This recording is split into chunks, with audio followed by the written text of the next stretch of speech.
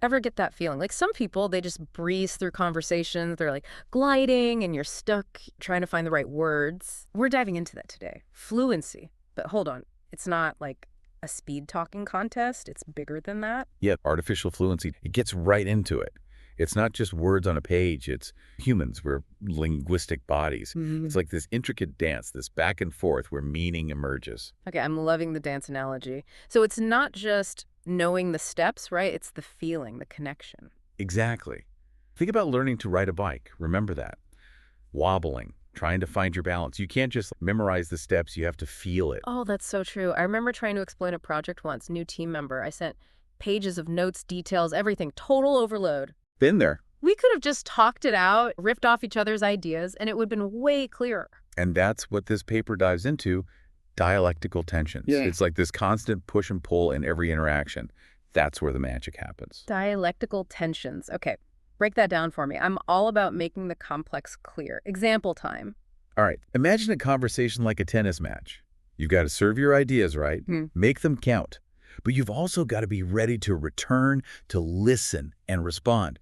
Too much serving, and it's just a monologue. Too much returning, you're just agreeing. Fluency's finding that sweet spot, that balance. Oh, I feel that. It's like that tension between sticking to your notes in a presentation, but also like reading the room, adjusting to the energy. Exactly. And here's the thing. Those tensions, they're not a bug. They're a feature.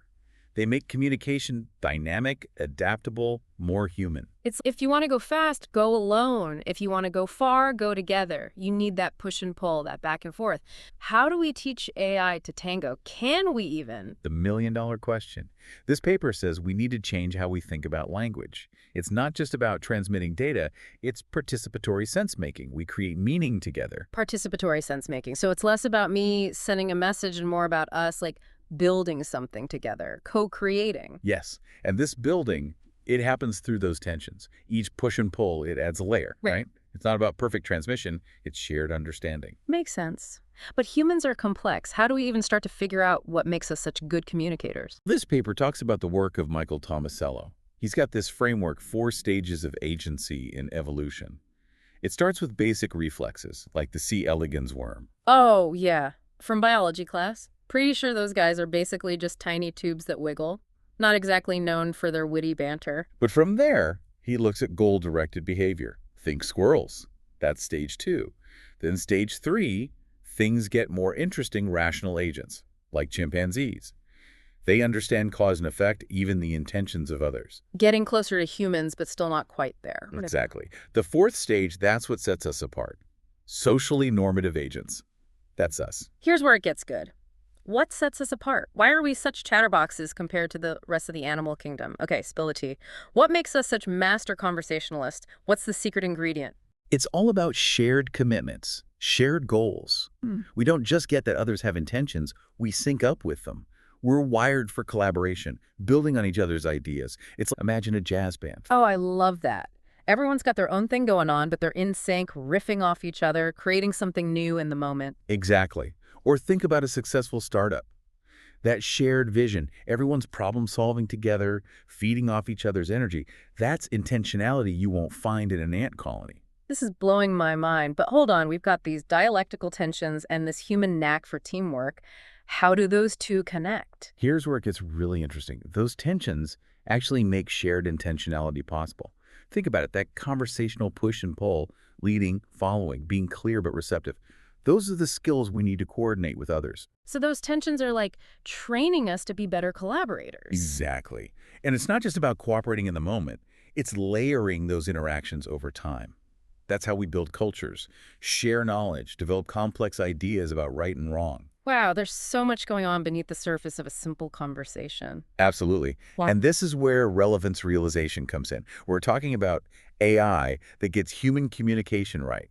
That means systems that don't just process information, but understand what's important in a specific moment. A good conversationalist knows when to say more and when to hold back. Oh, tell me about it. I can't count how many times I've gotten lost in the weeds of a conversation, missing the bigger picture because there was just too much information. Exactly. We're always doing this relevance realization, often without even knowing it.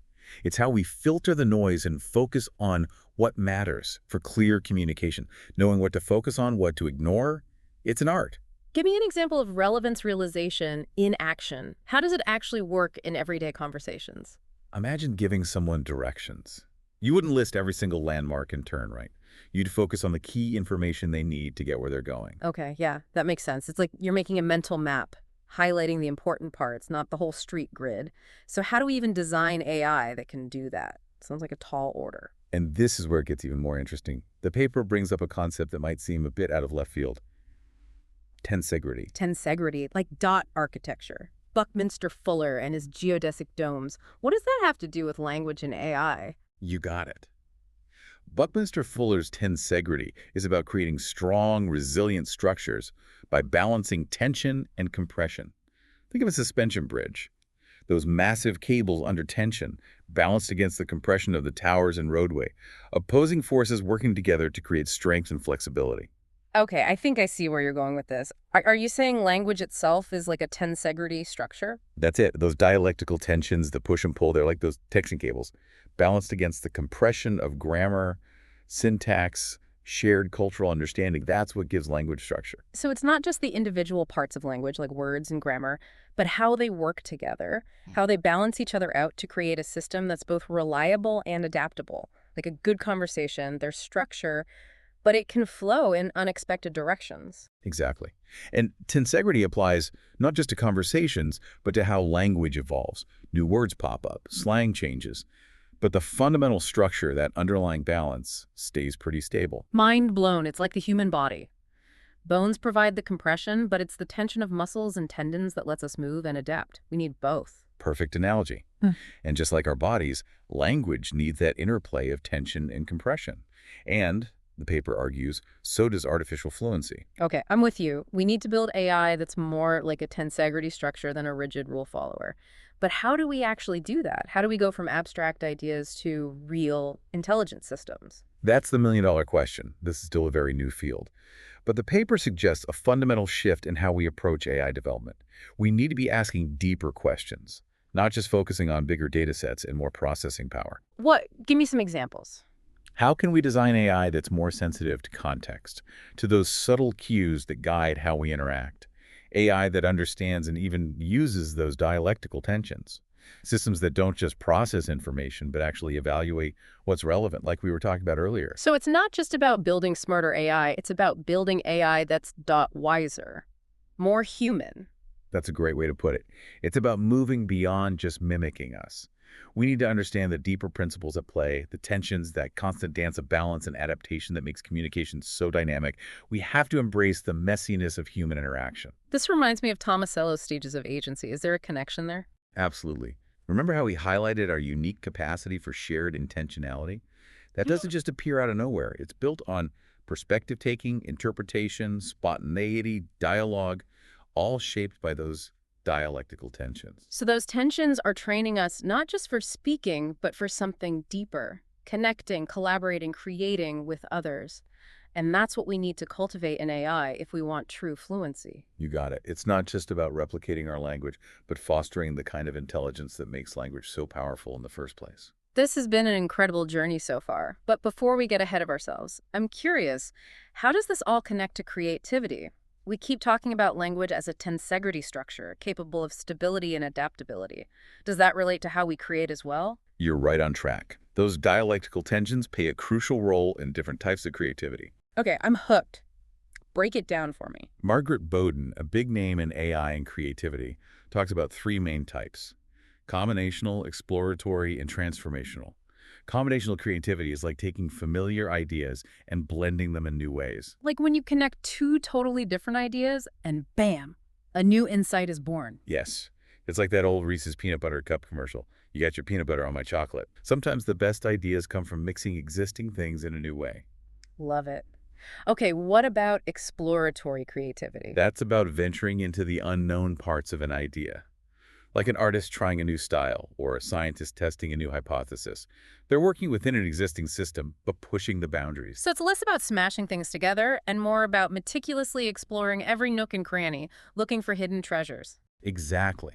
It's about those hidden connections and possibilities within what we already know. This is so cool. Okay, now for the big leagues. Transformational creativity.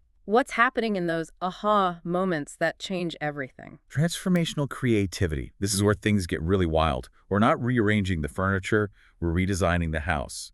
It's fundamentally changing the rules, the foundation of how we understand something. Whoa, those are some serious mental gymnastics. Got any real-world examples to help me grasp this? Think about the invention of perspective in art, or the development of non-Euclidean geometry. Those weren't just new ideas, they were completely new ways of seeing and understanding. They shifted the paradigms. Okay, now that's what I'm talking about. It's like realizing the Earth isn't flat anymore, everything clicks into a new perspective, and the world is never the same. Exactly. And these three types of creativity aren't separate. They work together, feeding off each other. Combinational sparks can lead to exploratory journeys, which can then lead to those groundbreaking transformational breakthroughs. It's like a chain reaction of creativity. But how does this all relate back to tensegrity, and what does it mean for creating truly fluent AI? Excellent question. Tensegrity isn't just a cool architectural idea, it's a fundamental way to understand how systems can be both strong and adaptable. And that's crucial to the different levels of creativity we've been talking about. Okay, I'm on the edge of my seat. Tell me more about this connection between tensegrity and creativity. How do they work together? How does this tensegrity thing fit in with creativity? I feel like we're about to uncover something big here. Okay, so picture this. Combinational creativity. It's like that desk toy with the metal balls. You hit one, and it sets off this chain reaction. Right. You're making these little tweaks, right? Finding new connections within the structure, but that basic form, it stays the same. It's like working within the lines, finding new paths, but you're still in the same box. Okay, so you're saying those tensions, those pushes and pulls, they're like the strings connecting the balls. They let things move, change, but there's still limits. Exactly. Now let's level up. Exploratory creativity. That's like adding a new ball to the mix. You're pushing those boundaries, creating new points of tension and compression, but you're still playing by the rules of the system, those rules of balance and connection. So you're not just rearranging, you're adding to the mix, seeing what new structures pop up. It's like you discover a brand new color, and now you're trying it out, seeing how it interacts with all the colors you already had. But then for the grand finale, transformational creativity, this is where you find a whole new way to arrange those balls, a whole new way for those forces to interact. Okay, I'm getting chills. Those big Yeah. aha moments, right?